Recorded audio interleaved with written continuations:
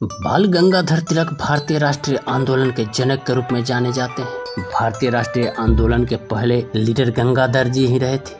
बाल गंगाधर तिलक बहुमुखी प्रतिभा के धनी थे। वे एक शिक्षक, वकील, सामाजिक कार्यकर्ता, स्वतंत्रता संग्रामी, नेशनल लीडर थे। उन्हें इतिहास, संस्कृत, खगोल शास्त्र एवं गणित में महारत हासिल थी। बाल गंगाधर तिलक को लोग प्यार से लोकमान्य कहकर पुकारते थे। स्वतंत्रता के समय इन्होंने कहा था, स्वराज मेरा जन्मसिद्ध अधिकार है और हम इसे पाकर ही रहेंगे। इस नारे ने बहुत से लोगों को प्रोत्साहित किया था। बाल गंगाधर जी पूरी तरह से महात्मा गांधी का समर्थन नहीं करते थे। उनके हिसाब से अहिंसा सत्याग्रह पूरी तरह से अपनाना सही नहीं है। जरूरत पड़ने पर आपको हिंसा का उपयोग करना पड़ता है। तो स्वागत है आपका अपने ही YouTube चैनल यस ज्ञान नॉलेज में। दोस्तों, अगर आप हमारे चैनल को सब्सक्राइब नहीं किए हैं तो सब्सक्राइब कर लें और बेल आइकन प्रेस कर दो ताकि हर वीडियो की नोटिफिकेशन आपको मिलती रहे। आज बात बाल गंगाधर तिलक की। बाल गंगाधर तिलक का पूरा नाम केशव गंगाधर तिलक था। उनका जन्म 23 जुलाई 1856 को रत्नागिरी, महाराष्ट्र में हुआ था। तिलक का जन्म चित्पावन ब्राह्मण परिवार में हुआ था। इनके पिता गंगाधर तिलक एक संस्कृत टीचर थे। तिलक को बचपन से ही पढ़ाई में रुचि थी। वे गणित में बहुत अच्छे थे। तिलक जब 10 साल के थे तब उनके पिता रत्नागिरी से पुणे आ गए। यहाँ उन्होंने एंग्लो वर्नाकुलर स्कूल ज्वाइन किया और शिक्षा प्राप्त की। पुणे आने के थोड़े समय बाद ही तिलक ने अपनी माता को खो दिया। 16 साल की उम्र में तिलक के सर से पिता का भी साया उठ गया। तिलक जब मैट्रिक की पढ़ाई कर रहे थे तब उन्हें 10 साल की लड़की तापी बाई से शादी कर ली, जिनका नाम बाद में सत्यभामा हो गया। मैट्रिक की परीक्षा पास करने के बाद तिलक ने डेक्कन कॉलेज में दाखिला ले लिया, जहां से उन्होंने 1977 में बीए की डिग्री फर्स्ट क्लास से पास की। भारत के इतिहास में तिलक वो पीढ़ी थे जिन्होंने मॉडर्न पढ़ाई की शुरुआत की और कॉलेज से शिक्षा ग्रहण की थी। इसके बाद भी तिलक ने पढ़ाई जारी रखी और LLB की डिग्री हासिल की। ग्रेजुएशन करने के बाद तिलक पुणे के एक प्राइवेट स्कूल में गणित के टीचर बन गए। इसके कुछ समय बाद स्कूल छोड़कर वे पत्रकार बन गए। इस समय बाल गंगाधर जी देश में चल रही गतिविधियों से बहुत आहत थे। वे इसके लिए बड़े रूप में आवाज उठाना चाहते थे। तिलक पश्चिमी शिक्षा पद्धति के बड़े आलोचक थे।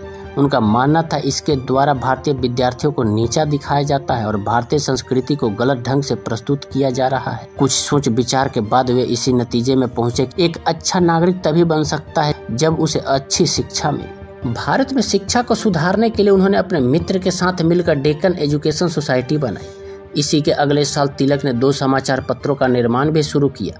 इसमें एक था केसरी, जो मराठी में साप्ताहिक समाचार पत्र था। दूसरा था महानता, ये अंग्रेजी का साप्ताहिक समाचार पत्र था। थोड़े समय में ही ये दोनों समाचार पत्र बहुत प्रसिद्ध हो गए। अपने इस समाचार पत्र में तिलक भारत की दुर्दशा पर अधिक लिखा करते थे। वे लोगों के कष्टों का और वास्तविक घटनाओं की तस्वीर को इसमें छापते थे। गंगाधर जी सबसे कहा करते थे कि अपने हक के लिए सामने आकर लड़ो।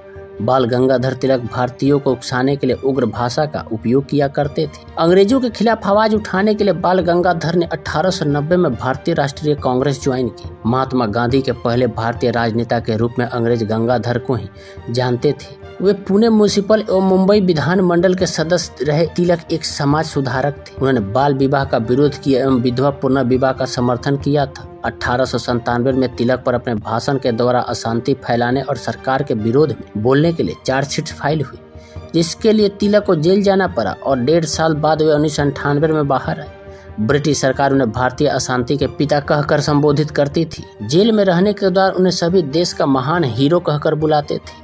जेल से आने के बाद तिलक ने स्वदेशी आंदोलन की शुरुआत की। समाचार पत्र एवं भाषण के द्वारा वे अपनी बात महाराष्ट्र के गांव-गांव तक पहुंचाते थे।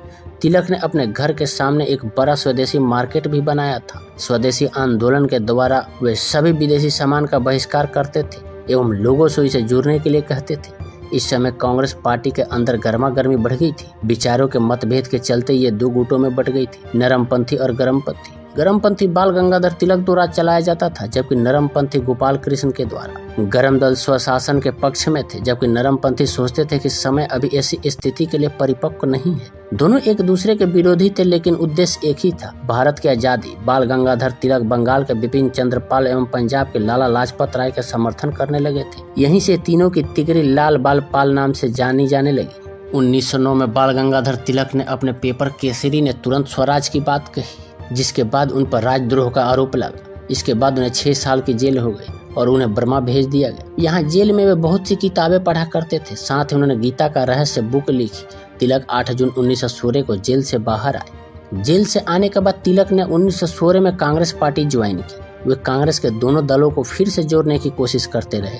उन्होंने इसके लिए महात्मा गांधी को भी समझाने की कोशिश की कि वे पूरी तरह से अहिंसा को सपोर्ट न करें, बल्कि स्वराज के बारे में भी सोचें। अंततः उनकी ये सारी कोशिशें बेकार गई। इसके बाद उन्होंने अपनी अलग पार्टी होम रूल लीग बनाई। तिलक इसके बाद देश भर में भ्रमण करके सबके स्वराज के आंदोलन जोड़ने की कोशिश करते रहे। उसी समय बाल गंगाधर तिलक ने कुछ किताबें भी लिखी। उन किताबों में Orion, the arctic home in the Veda, Gita Rahasya प्रसिद्ध थी। भारत माता की स्वतंत्रता पाने की लड़ाई में बाल गंगाधर तिलक अपने जीवन भर कार्यरत रहे। 1 अगस्त 1920 को उनकी मुंबई में अचानक मृत्यु हो गई। बाल गंगाधर तिलक ने स्वराज प्राप्ति के लिए बहुत से कार्य किए। स्वतंत्रता संग्रामियों में उनका नाम हमेशा याद किया जाता है। तो दोस्तों, कैसी लगी ये बाल गंगाधर तिलक की जीवनी, आप हमें कमेंट करके जरूर बताइएगा।